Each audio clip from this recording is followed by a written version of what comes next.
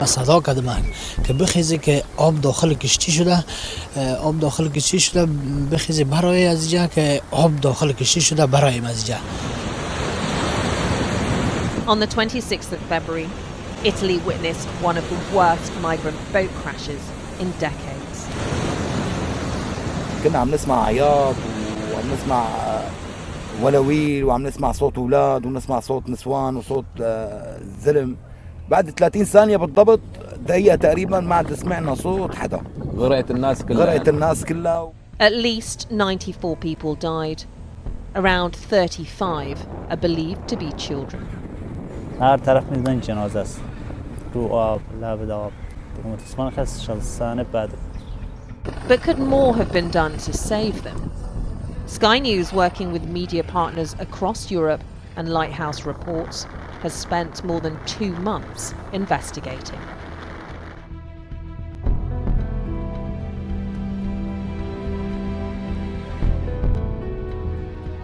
The journey started in Çeşme in Turkey on the 22nd of February, when around 180 people boarded the smugglers' boat heading to Calabria in Italy. Hours into the trip, they broke down and transferred onto the Summer Love vessel. The Mediterranean is one of the most dangerous migrant routes in the world. More than 1,000 people have already died this year attempting to get to Europe. 32-year-old Zarin paid €8,000 to cross.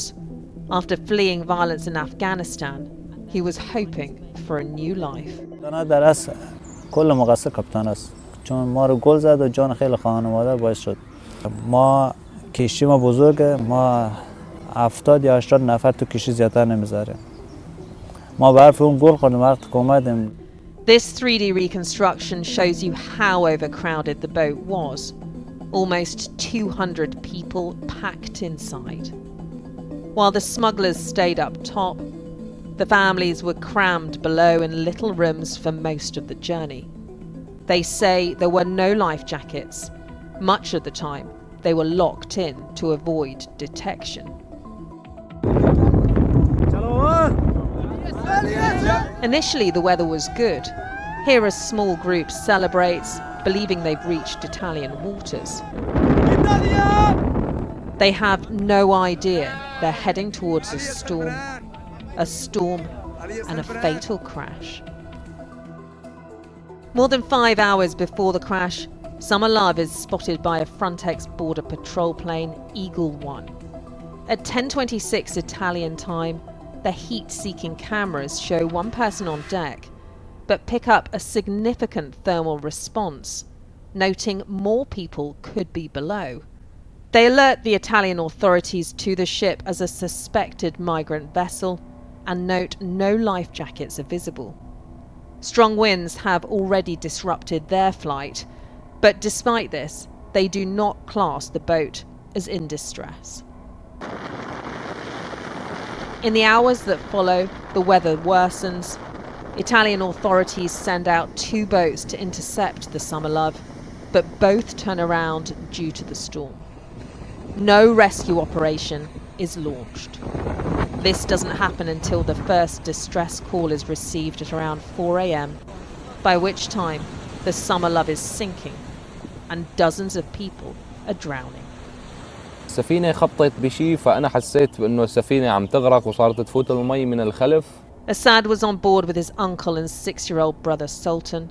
They'd fled Syria hoping to meet family in Germany. A new life Sultan would never live to see.